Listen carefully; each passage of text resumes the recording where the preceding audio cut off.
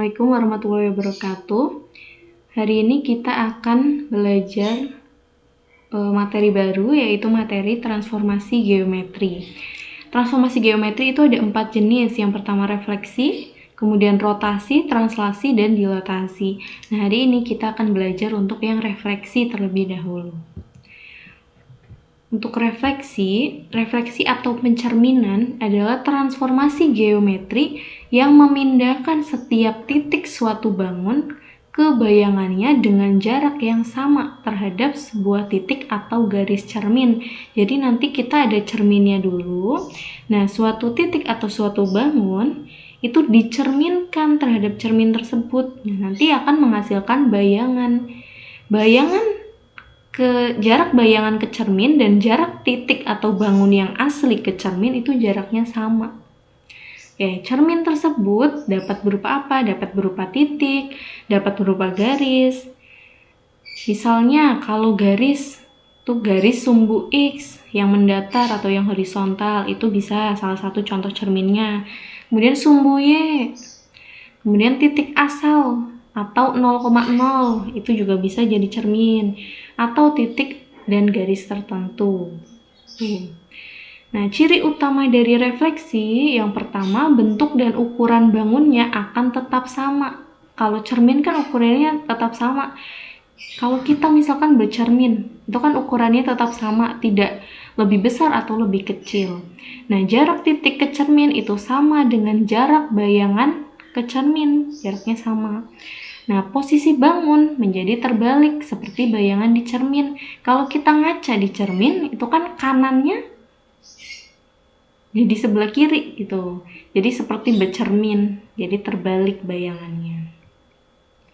Kemudian,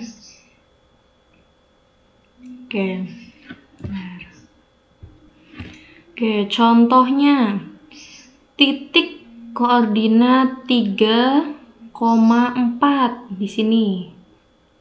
Ini ada titik di sini 3,4. X-nya 3, Y-nya 4. Ada titik di sini. Nah, kalau kita cerminkan terhadap sumbu Y, misalkan ini cermin nih, sumbu Y ini adalah cerminnya. Nah, jarak titik 3,4 ke cermin ini berapa langkah kan? 1, 2, 3. 3 langkah, 3 kotak. Berarti karena dia titiknya ada di sini, cerminnya di sini, berarti kan bayangannya ada di sini. Nah, titik bayangannya ada di mana tepatnya? Nah, kita hitung jaraknya. Ini tadi jarak titik ke cermin kan 3. Berarti jarak bayangannya juga sama, yaitu 3 dari sini. 1, 2, 3. Jadi titiknya ada di sini, titik bayangannya. Ini misalkan titik A. Berarti bayangannya itu A aksen. Ini titik A aksen di sini. Jadi ini kan jaraknya sama 3 kotak. Nah, ini juga 3 kotak cermin. Jadi hasil bayangan titik A adalah min 3,4. Terus kalau misalnya ada sebuah garis. Garis itu kan dibangun oleh 2 titik. Misalkan ada titik min 1,4 di sini, titik A, sama titik ini di sini 2,-3, ini titik B di garis. Kan garis itu merupakan 2 titik yang dihubungkan. Ini garis AB. Nah, kita mau cerminkan terhadap sumbu X. Ini cerminnya. Berarti kita hitung satu-satu. Titik A cerminnya di mana? Hasil pencerminannya di mana? Titik B hasil pencerminannya di mana? Yang pertama titik A dulu, kita cari A aksennya itu di mana. Nah, jarak ke cermin ini berapa langkah? Kan cerminnya sekarang kita ganti jadi sumbu X, jadi cerminnya ini. Berapa langkah ini? 1, 2, 3, 4. Oh, 4 langkah. Berarti bayangannya kan ada di sebelah sana karena cerminnya di sini. Jadi 4 langkah juga. 1, 2, 3, 4. Oh, di sini. Ini merupakan A aksen yang punyanya ini. Oke, yang ini tadi dihapus dulu.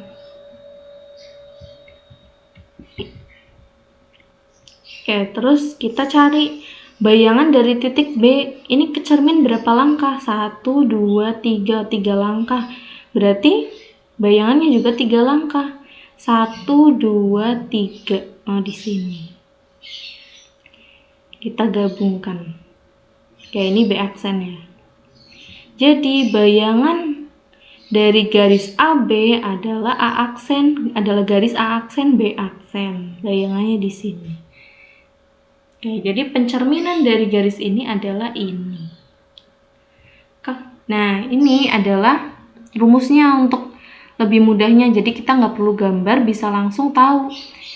Nah, ini A, B, ini X-nya, ini Y-nya. Kalau dicerminkan terhadap sumbu X, kayak yang garis ini, yang tadinya A-nya itu -1. A-nya itu kan tadi -1, -4. Jadi A aksennya berapa? -1,4.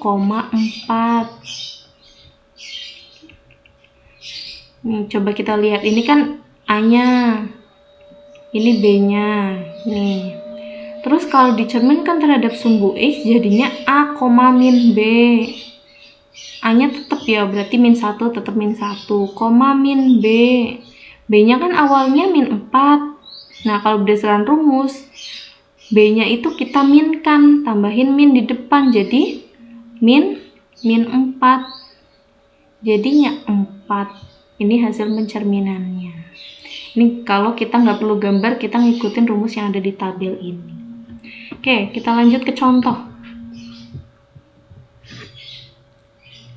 Contoh yang pertama. Sebuah bangun berbentuk segitiga yang dibangun oleh titik P, Q, R direfleksikan terhadap sumbu Y, berarti cerminnya itu sumbu Y.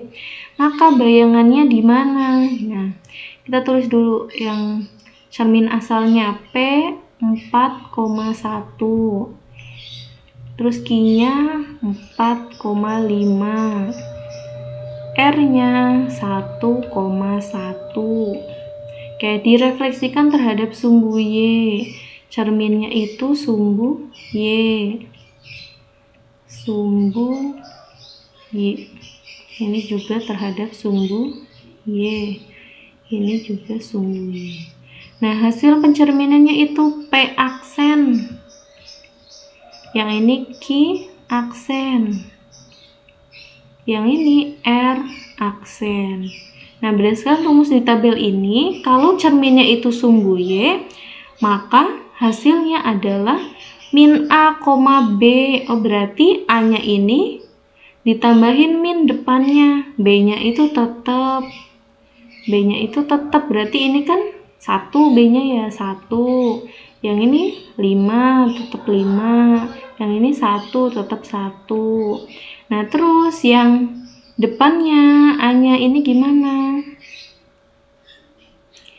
A-nya itu ditambahin min, jadi -A. Ini yang semula 4 jadi -4. Yang ini semula 4 jadi -4. Yang ini semula 1 jadi berapa? Ya, -1. Jadi hasil bayangannya adalah P aksen, Q aksen, R aksen. Titiknya ini. Oke, selanjutnya yang nomor 2. Mungkin boleh di stop dulu videonya, terus dikerjakan dulu, nanti kita cocokkan. Oke, udah ya, kita cocokkan. Nomor 2. Garis yang dibentuk oleh C dan D direfleksikan terhadap garis X sama dengan 3. Oke, kalau digambar, garis X sama dengan 3, itu di mana coba? Ini X sama dengan 3, oh di sini. Jadi cerminnya itu di sini. Ini cermin. X sama dengan 3, berarti di sini. Ini cerminnya. Tuh kalau digambarkan. Direfleksikan terhadap garis X sama dengan 3, maka bayangannya adalah ini sebuah garis disusun oleh 2 titik. Titik C -6,5 dan min. Dan titik D 4,-2 direfleksikan terhadap X sama dengan 3, garis X sama dengan 3. Oke, berdasarkan rumus di sini. Nah, ini jadi C aksen, D aksen. Berdasarkan rumus di sini, garis X sama dengan 3. Nah, 3 ini kan angka biasa, satuan. Jadi kita ambilnya di sini. H ini satuan, K itu satuan juga. Jadi kalau X sama dengan 3, berarti kita ambil yang ini. Garis X sama dengan suatu angka, angkanya bebas berapapun. Jadi, kalau semulanya itu A, B, kalau direfleksikan terhadap garis X sama dengan H atau X sama dengan 3, hanya 3 ya. Itu menjadi 2H min A, B. Yang ini jadi 2H min A. A-nya berapa? 6. B. B-nya berapa B-nya? Langsung aja B-nya. B-nya min 5. Terus yang ini sama, 2H min A-nya berapa? 4. B-nya min 2. Jadi berapa ini?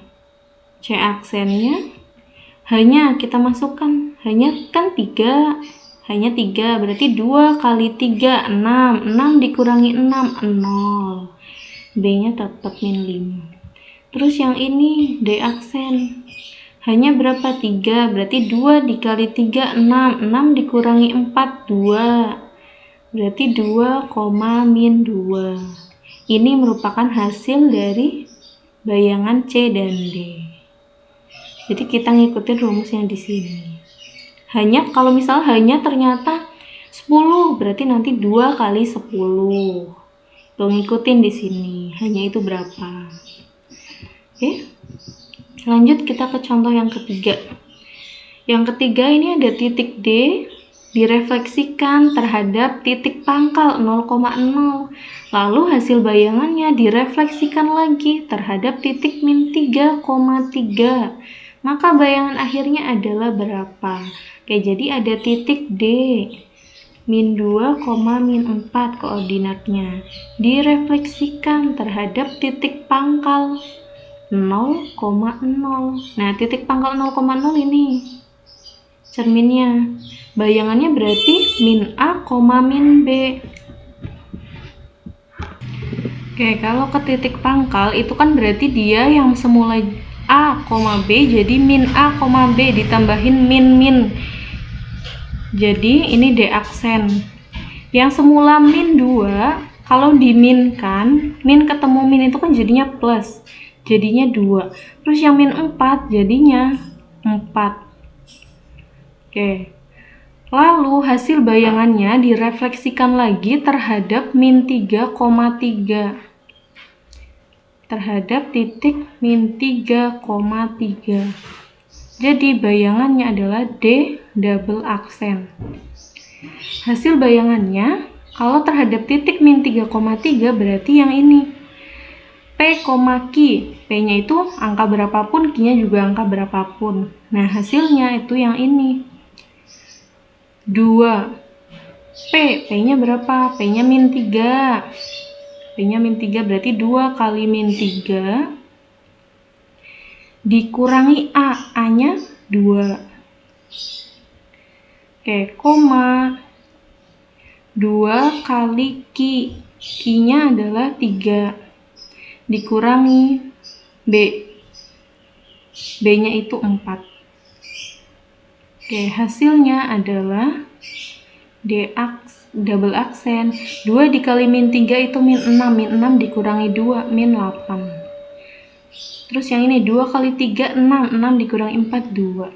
Jadi hasil akhirnya, bayangan akhirnya adalah min 8,2. Oke, lanjut ke contoh yang keempat. Titik E direfleksikan terhadap garis Y sama dengan X, menghasilkan bayangan E aksen 5,1. Nah, berarti kita menentukan titik E-nya atau titik asalnya, karena bayangannya sudah diketahui. Jadi kita yang kebalikannya, berarti kita menentukan titik E-nya dari bayangan yang udah diketahui E aksen, yaitu 5,1. cerminnya adalah Y sama dengan X, garis Y sama dengan X itu yang ini.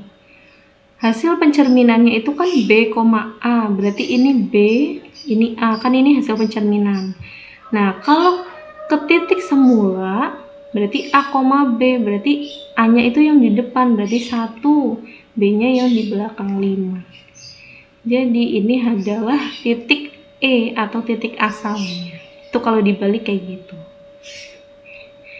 Oke, sekian video refleksi kali ini. Semoga bermanfaat.